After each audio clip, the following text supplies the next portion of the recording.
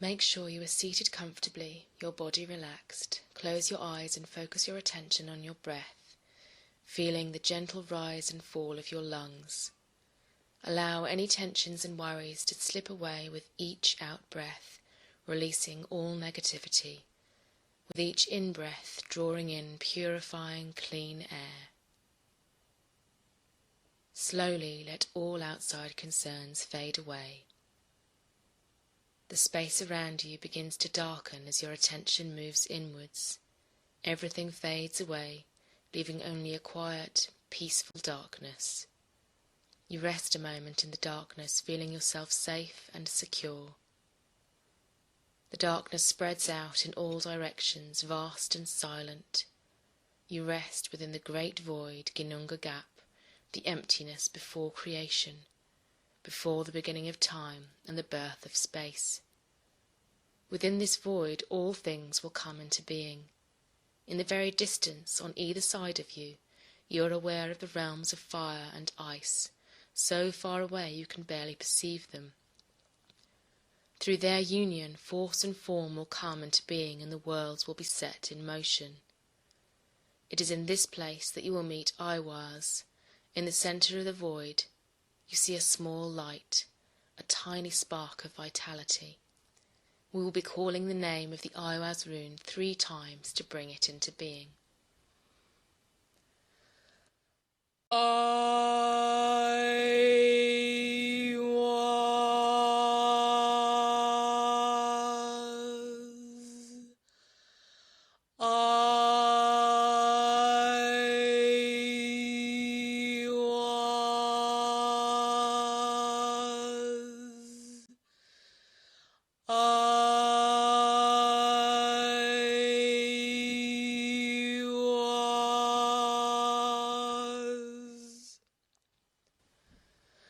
Through the power of your voice, the spark of light transforms, glowing darkest green and becoming the shape of the Eihwaz rune. It grows larger and larger, shining brightly in the darkness, steadily moving towards you until it comes to a rest, waiting for you to enter.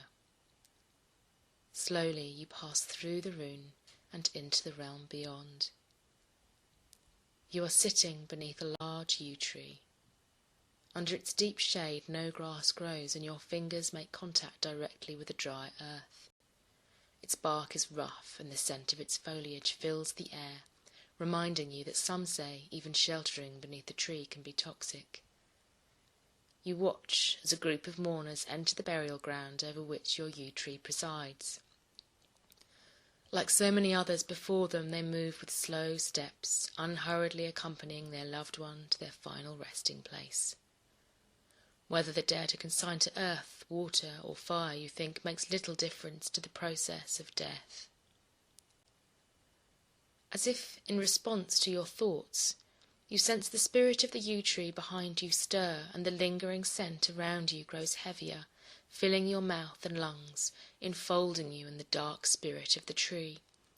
Slowly, gently, you are drawn into the heart of the tree, becoming one with it, becoming part of its great spirit.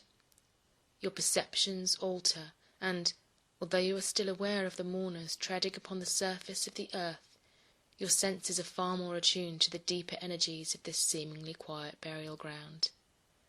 The tree does not sense time in a linear way. Each layer of growth contains the memories of the past within it, keeping them present and powerful within the banded layers of its wood. All the layers of time are present within the body of the tree.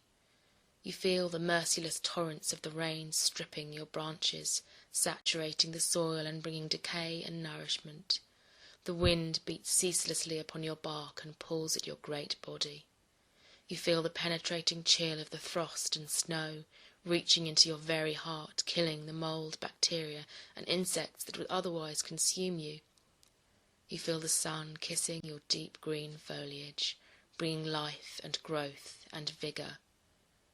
You are aware of the presence of all living things around you, some sustaining, some destroying, growing and dying in time with the great cycles of the earth.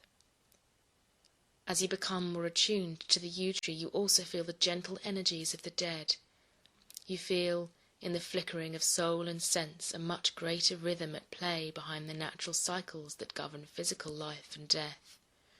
You know that the yew tree could tell you of the great journey of each soul, but it chooses not to, instead unfolding a story much dearer to its own heart.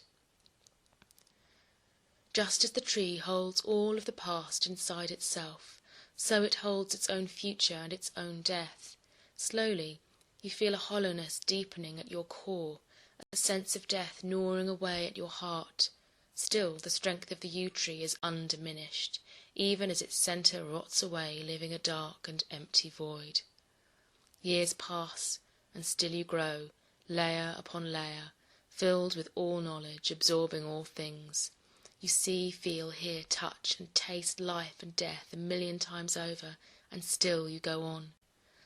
As time passes, the void inside expands, rising upwards until a deep split forms in your canopy and the light begins to trickle in. The yew tree is special in that it shoots from everywhere, and one day, quite high up in your trunk, a shoot forms in the dark void within you, lured into growth by the weak rays of sunlight, struggling downwards. Reaching, hesitantly at first, the shoot sends out an aerial root. This root feels its way downwards towards the dark and nurturing earth, the nutrient-rich soil that was once your own heart. Slowly the young shoot sinks down into this earth and begins to draw on its energy. New life is generated from the dead heartwood of your trunk. Years pass, and it seems to you that you have a new purpose, protecting and shielding the young sapling that grows inside you, your own self born again out of death. You marvel at the bright green shoots of this new tree, at the delicacy of its trunk and the eagerness with which it seeks the light at your crown. While your thick cylindrical trunk protects the new tree, you rejoice as your crown splits further, bathing your own heartwood in light and nurturing the sapling. Now, at long last, you know that rest is coming, that your energy will return to the earth to nourish this new tree, that your body will be broken down by the rain, wind, frost, and snow that has so long sustained and tested your strength.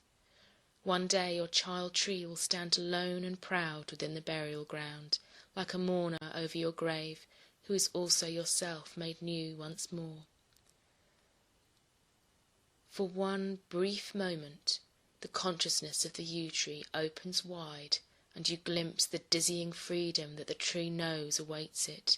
You see the pathways of being spinning out into creation, sense the many worlds connected through the great web of weird, sense the spirit of the mighty world tree that sustains all creation, knows all things. Then this vision is whisked away, and you are back within the yew tree, aware also of your own human form, resting beside it. You feel the spirit of the tree start to separate from you. Wood becomes flesh. Stillness is replaced with movement. You feel the darkness clearing and your awareness returning to your human body resting against the solid trunk of the yew.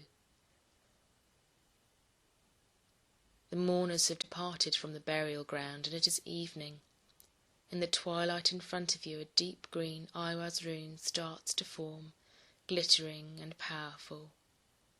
Slowly, you stand, treading on the fallen leaves of the yew tree as you make your way to the Eihwaz rune.